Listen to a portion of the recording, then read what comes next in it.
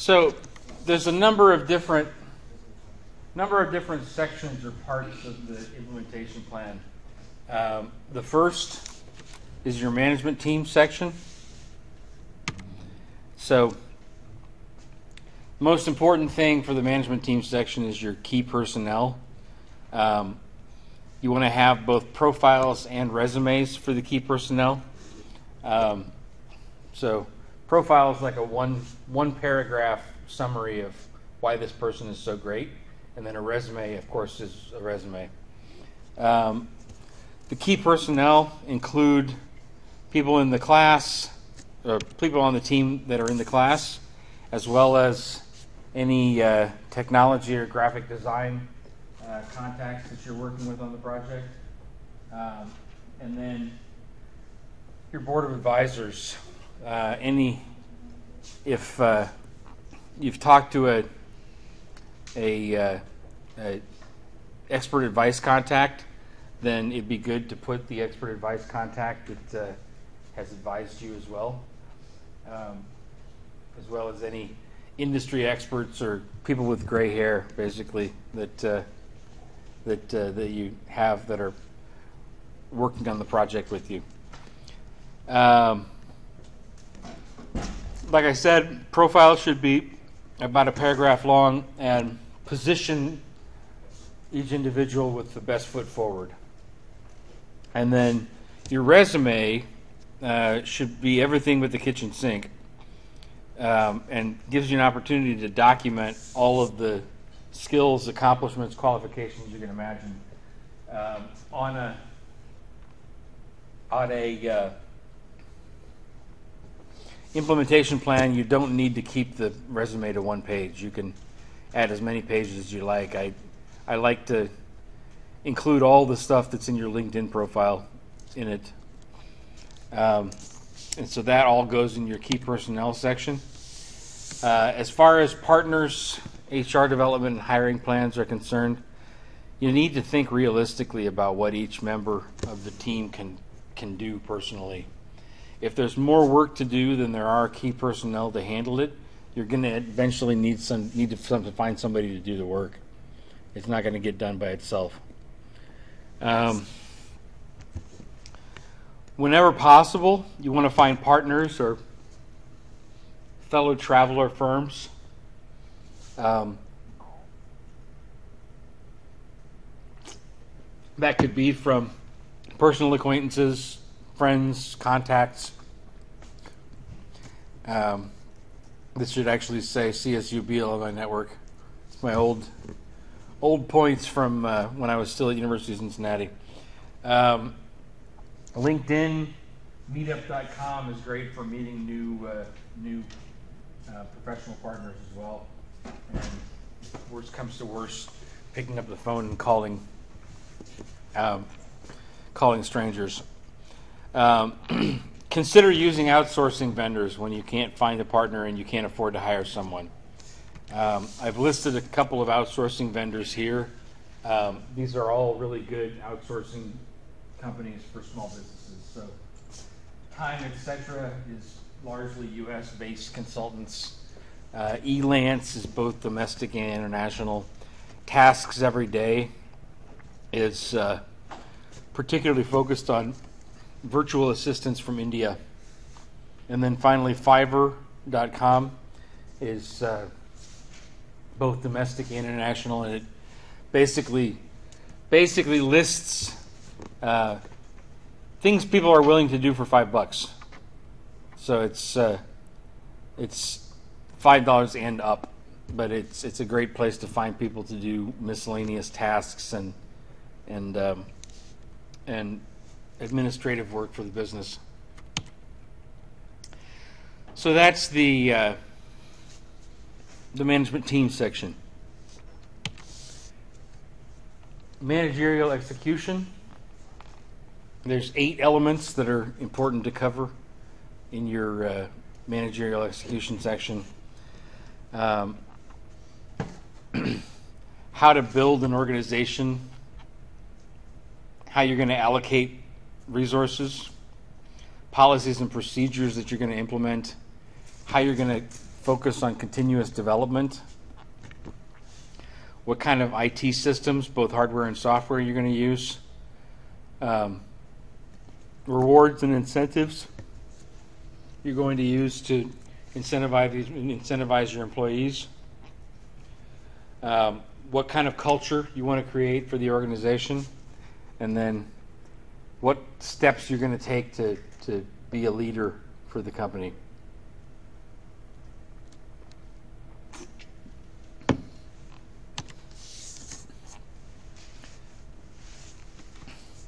So staffing the organization, this is really about building managerial talent. You want to assemble a capable management team, and it's really about finding people to make it happen. Network and cooperate. Partners and fellow travelers are your friends. Strive to recruit and retain high performers via career path development and compensation. So you need to figure out, you need to attract as many people as possible besides yourself to your venture. Anybody that's willing to work on it, that has the skills and abilities that you need, you want to get them involved in the business and empower them to work on it independently.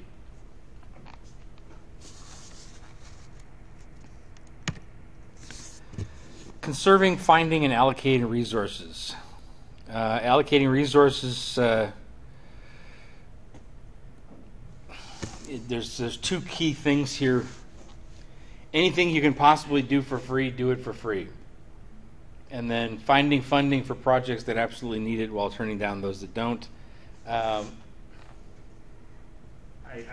highlighted here in the margin some experience that I've had with doing these things in entrepreneurial ventures. A good example of making decisions about allocation of resources is when I used to run my music licensing company, Avenue 2. There was a point at which I realized that event booking was much more profitable than track licensing. And the little bit of money that I had, I shifted from investing that in infrastructure for licensing to outreach for event marketing or event planning. So as a small business trying to decide how you allocate resources, the first most important thing is if you can figure out a way to get it for free, do that. If you can't find a way to cooperate with another organization to use their resources, share resources, something like that, then you need to make very, very prudent decisions about where you invest your money and where you don't. Policies and procedures. Policies and procedures facilitate good strategy execution by enforcing consistency and making core activities manageable and repeatable, scalable. A good example of the importance of policies and procedures for a small business or an entrepreneurial business comes from my time running Market Driver, my lead generation service. I had a nightmare of a time with customers always wanting more. Always wanting more. And they wanted me to sell. They wanted me to close sales deals for them rather than just provide leads. Leads are one thing. Closed sales deals are entirely different. Closed sales deals take a lot more work and are a lot more expensive. So I ended up having to develop very specific language in my contracts for what is deliverable, what I'm going to do for the money that I get paid and what I'm not going to do. So a lot of times you need to be very specific with your contracts as a small business to sort of limit misunderstanding and clearly define what you're going to do versus what customer or partners are going to do in each of those roles. Striving for continuous improvement. It's important to search out best practices and do benchmarking against leading organizations that engage in those best practices. It's also important to expose yourself to new ideas, colleagues, companies, industries, and academia. My time at PricewaterhouseCoopers was a great example of the value of best practices benchmarking. We had some great databases there that we could consult to see how other companies in other industries were doing the kind of thing that we wanted to benchmark. It's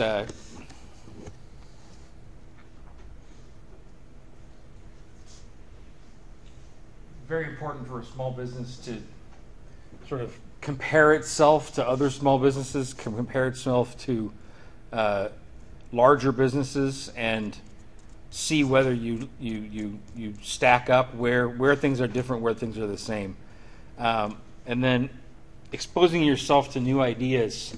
One of the big challenges that I faced when I was running Market Driver was that I had tunnel vision. I was so busy closing the next deal or delivering the services for whatever customer I was working on. I never really took time to think about how to make the business better, how to work smarter. So it's very important that you expose yourself to new ideas on a regular basis. Talk to colleagues, talk to people in other businesses, talk to people who are in completely different industries that aren't even in small businesses, that aren't even in your particular niche.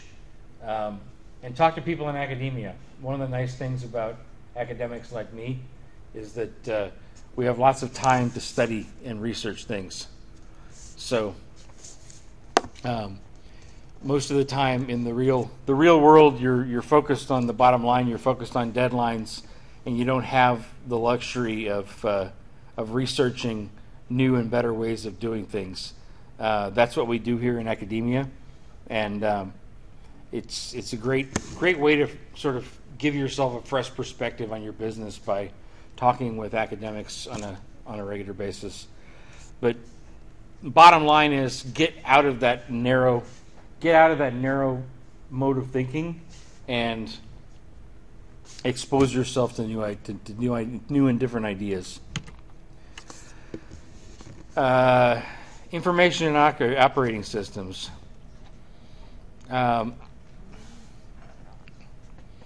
It's very important to have good information and operating systems, especially for customer data, operations data, and financial data.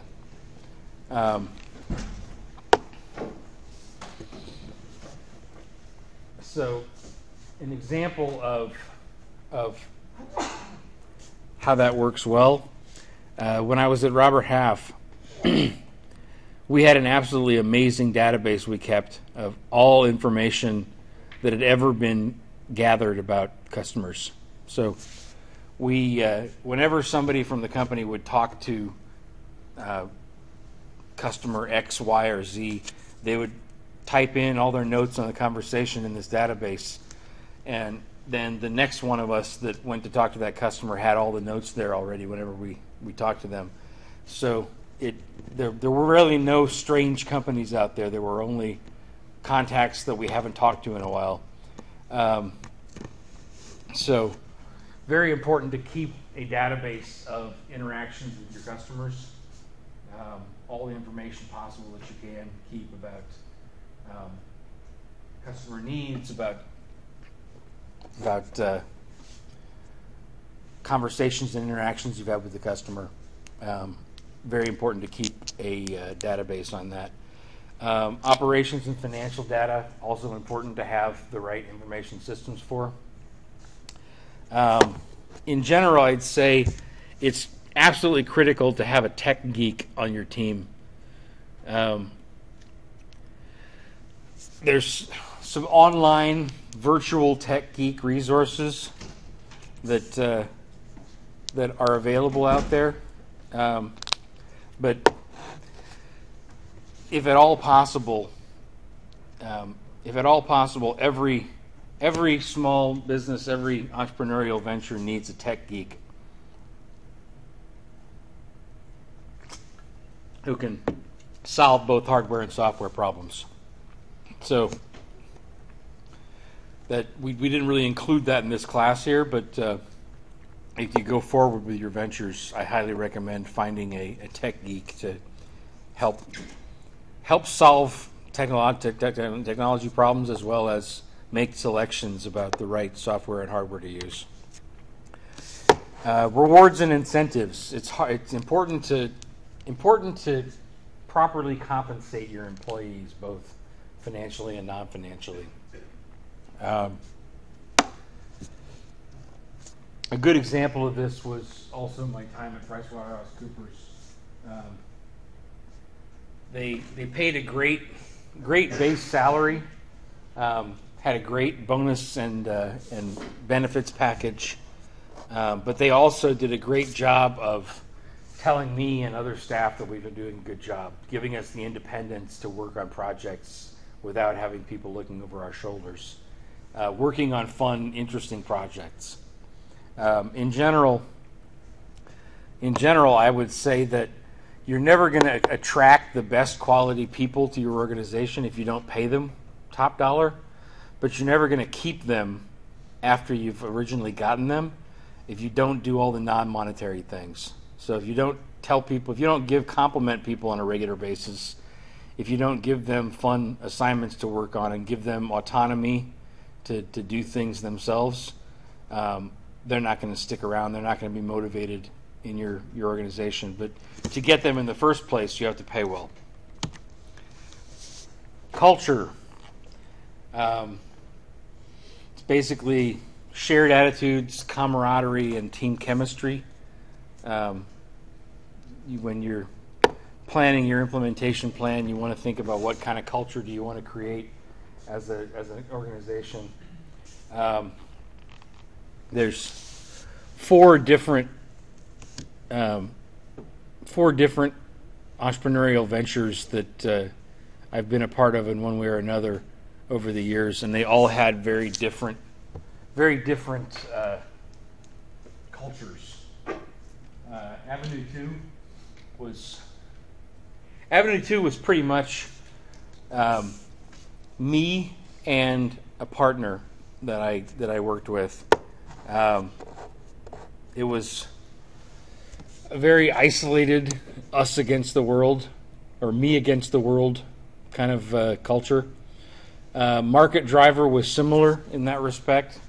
It was also a us against the world mentality, but I had more employees that were under me in that case. So it was a case of trying to empower them and still keep this feeling of sort of us against the world. Cost Recovery Systems was a company of my dad's that I worked on very, very early on in my career, and that was very much like close, tight-knit team. We were all there were about 6 or 7 of us that worked there, and we would go out together for drinks every Friday night. We would we would hang out after work together. We basically our coworkers were also our circle of friends, and it wasn't so much an us against the world mentality as it was a team camaraderie mentality. And then Doc 11 The music venture that I worked on in Hamburg, very much, we hired a whole bunch of people really fast. It was very much growing, fast-changing company.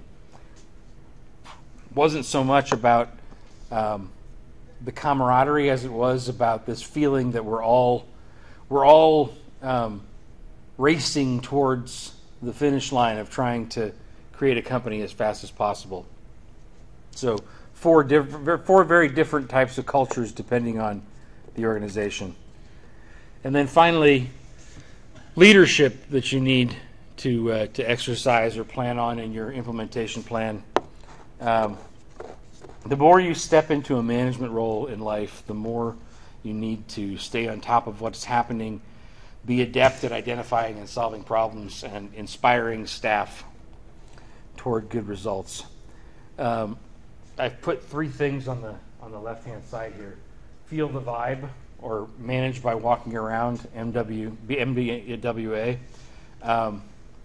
It's really important that you talk with your staff on a regular basis, that you understand what problems they're facing, what accomplishments they've accomplished, what their day-to-day life looks like, and bubble up out of that, especially what problems they're facing, so that you can help solve those problems.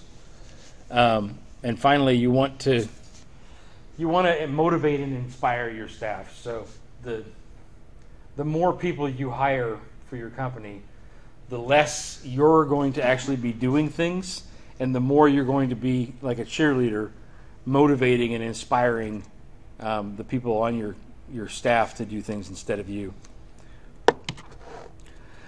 So that is basically what I wanted to cover on so the managerial section, managerial execution section of the implementation plan. The next section of the implementation plan is sort of broadly stated legal issues. First thing is intellectual property. There's three basic types of intellectual property: patents, copyrights, and trademarks. Each of them are for a different type of intellectual property.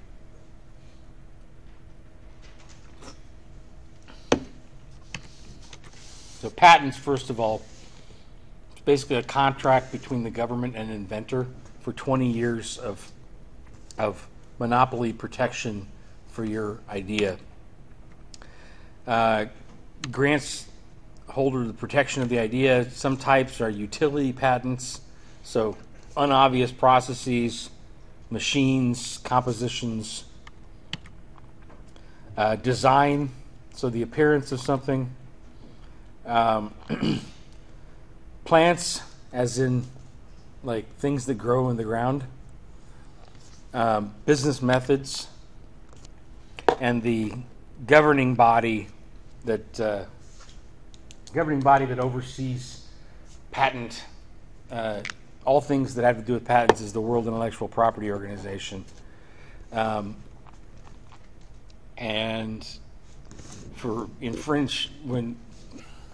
when there's infringement of a patent, there's some more information on the Patent and Trademark Office's website about what happens then.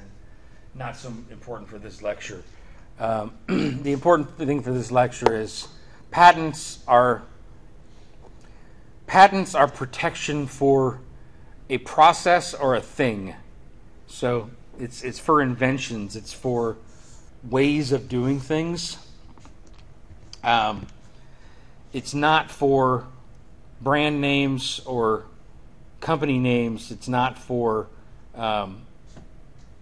written or musical content. It's for physical things of one kind or another. Trademarks basically focus on distinguishing words, names, or symbols. Some of the benefits of getting a trademark: you get notice of exclusive rights. You're entitled to sue people that use something that resembles your logo or company name. you have incontestable rights to the name and brand mark. You can prevent importation of goods with a similar mark. You're entitled to use the little R symbol, and it's the basis for foreign filings. Trademark is basically protection for a company name or a company logo. It's for an image or a name of some kind. That's what patents, or that's what trademarks protect. And finally, copyrights prevent others from copying original works of authorship. This covers software as of 1980. You register the copyright information with the Library of Congress. Basically, it's pretty easy to do. You have to fill out a form from the Patent and Trademark Office. You have to have 2 copies of the work that you submit to the Library of Congress. And there's a fee of like $20 to register the copyright. That entitles the author to their life plus 50 years for protection of their intellectual property, and institutions, it's publication plus 75 years. Basically, the thing you need to know about copyrights is it has to do with written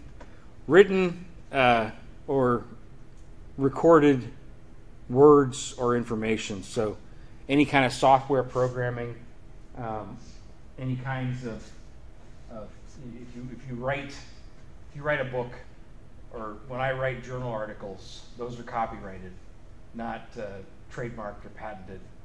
It has to do with written words and recorded music, recorded sounds, written music.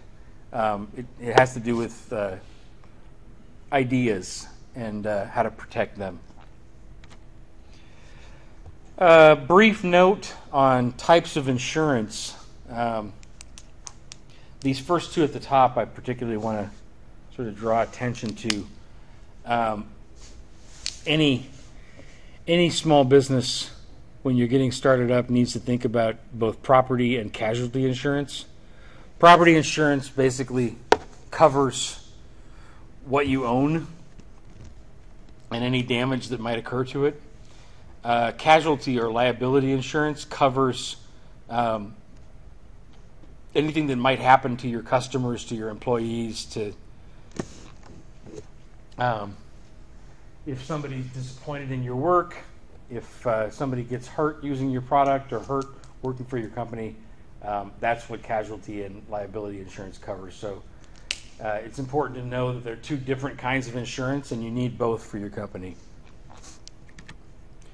Corporate form. I've got several slides here on the different types of corporate forms that you could register your company as.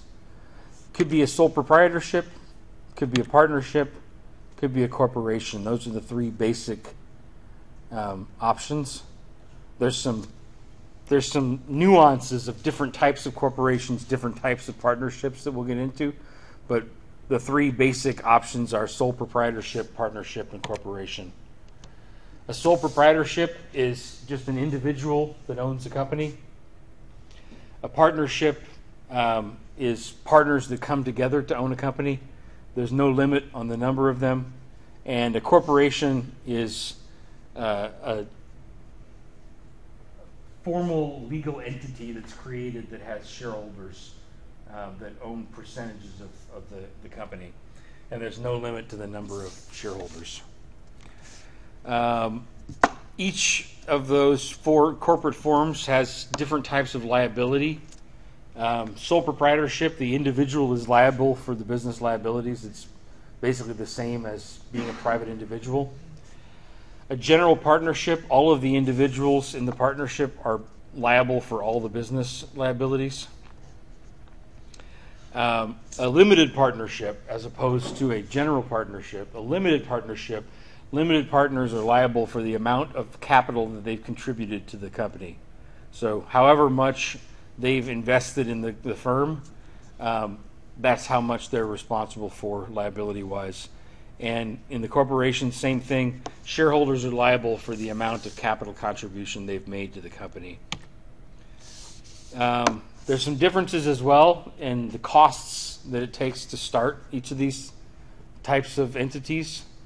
Sole proprietorship, basically all you need is a trade name filing fee. It's pretty simple to get up and running with a trade name. You just have to pay a filing fee, and that's it.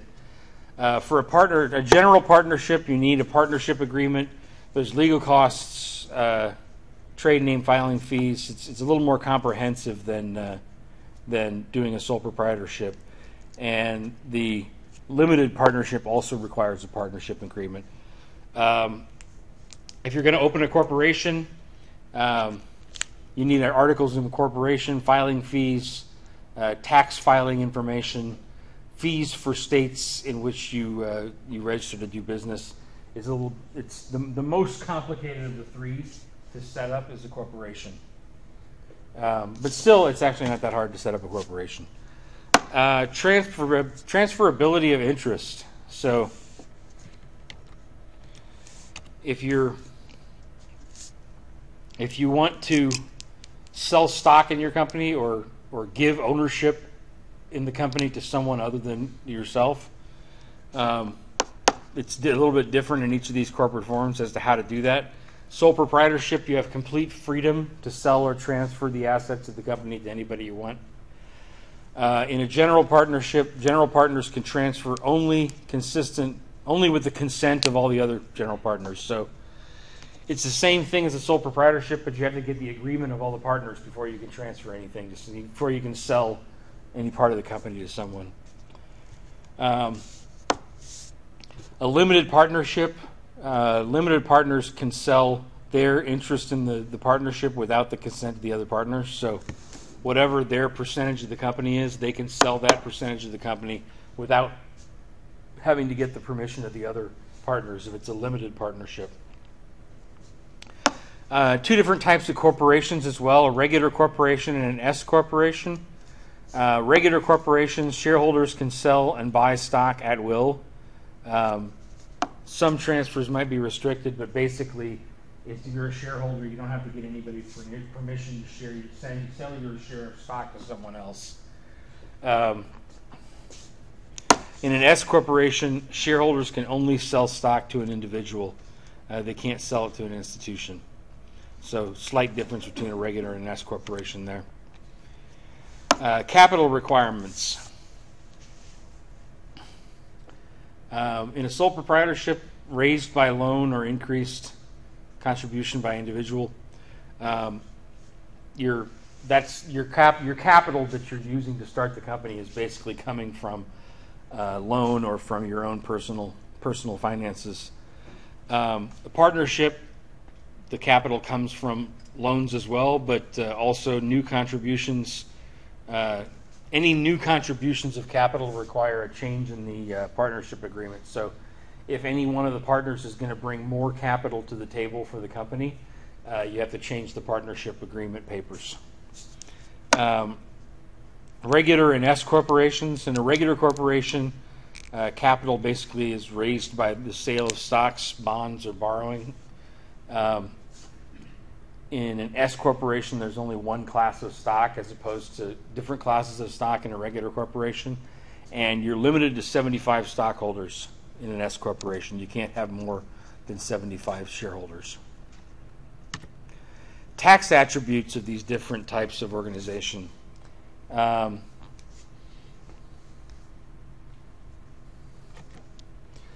sole proprietorship, you don't get double taxed. That's one of the biggest reasons to have a company instead of doing things as instead of just doing things as an independent contractor. To have a company, sole proprietorship is nice because you don't get taxed twice. There's no capital stock or retained earnings penalty, so whatever the equity value of the company is, as it increases, you don't have to pay capital gains taxes to the government for the increase in the value of your equity. So that's nice. In a partnership, limited partners have a share of the profits but no liability, and income is distributed based on the agreement. Also, but there's also still no double taxation. So you just pay tax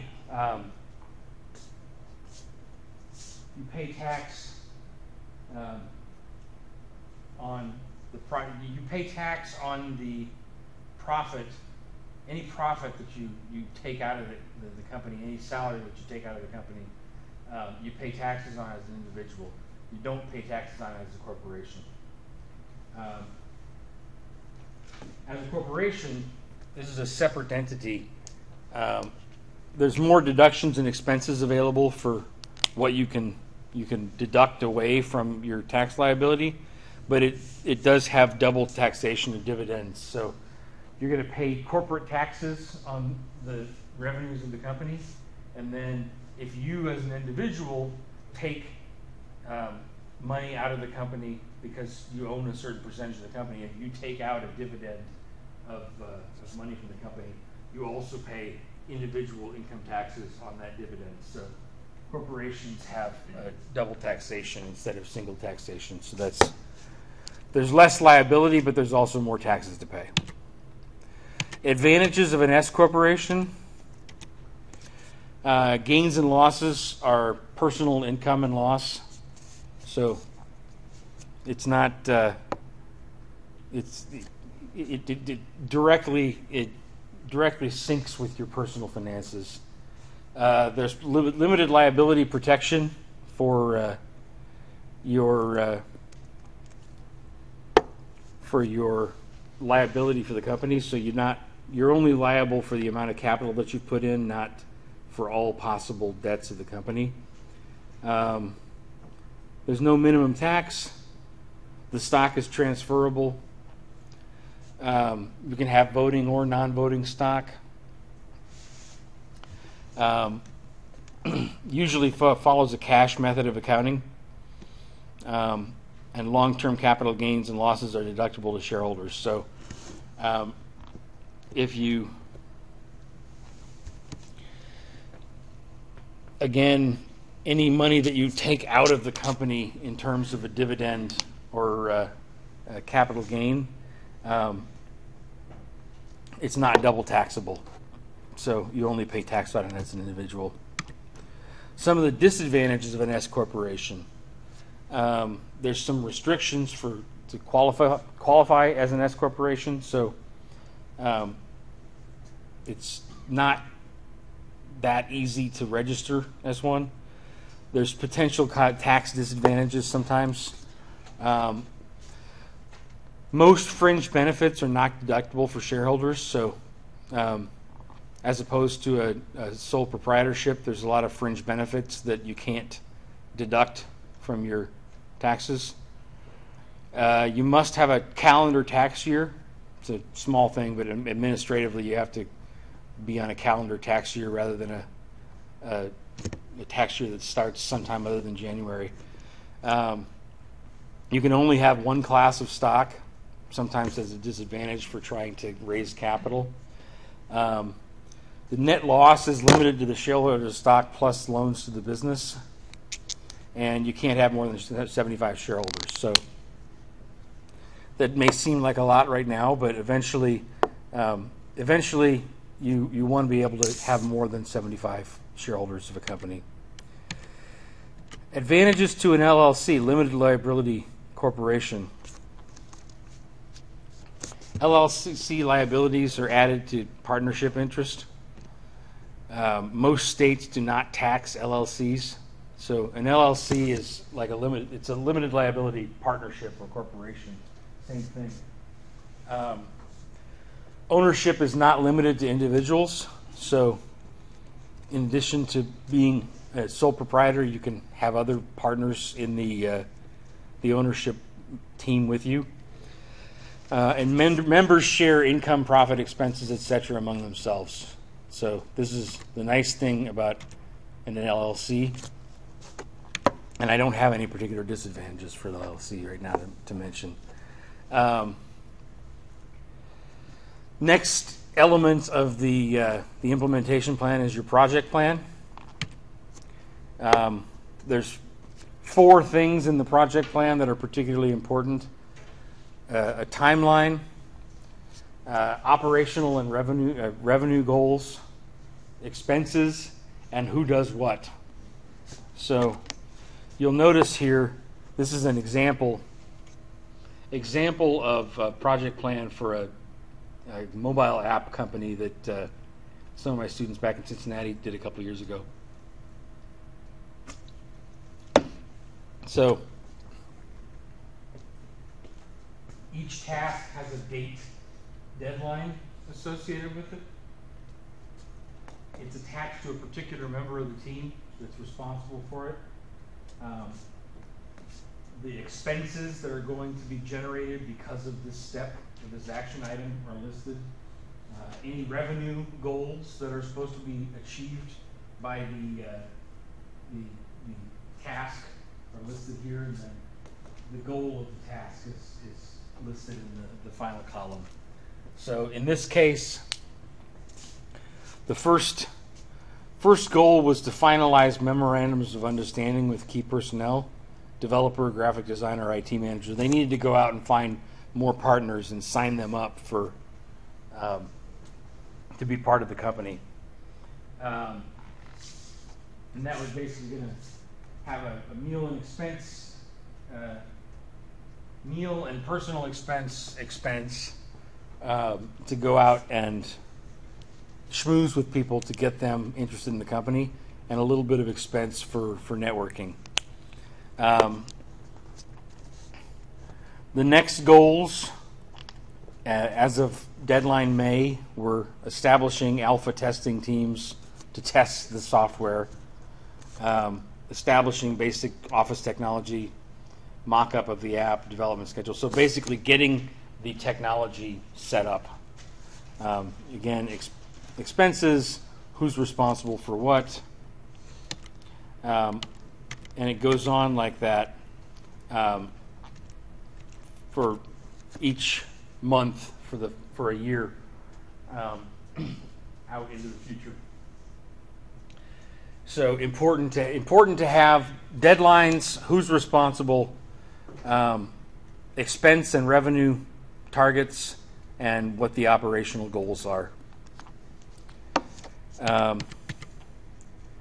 That is largely it for this presentation. I have some examples of some samples of past ways that my students have done this. So the management team, for the management team section of the implementation plan, they came up with a little paragraph on each member, just putting them on one page like that with the name and the paragraph. They had a document where they emailed it to me and attached each of the resumes, so that was fine. A little eight row table talking about what they're going to do in each of these areas of management. So what are they going to do to recruit people for the organization? What are they going to do to manage investment and resources? What kind of policies and procedures are they going to implement, etc. One-page table format, short comments on what you're going to do for each of these areas. And then I had them write up a page each on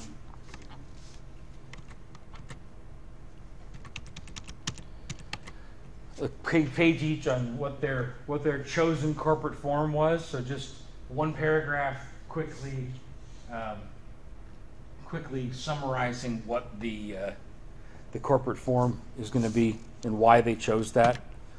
A page or two talking about legal issues, whether it's insurance that they're going to need, or intellectual property protection that they're going to need. writing up a page or two covering that, and then, like I showed the example before, a project plan. That's pretty much it for the implementation plan. That's it for my lecture today.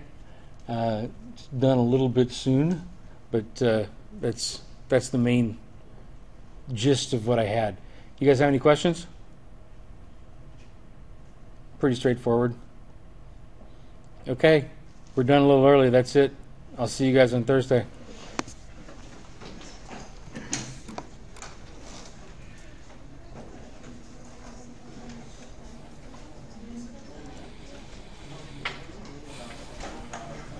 Do I have to do one of those too, the implementation thing? Huh? Do I have to do one of those, implementation thing?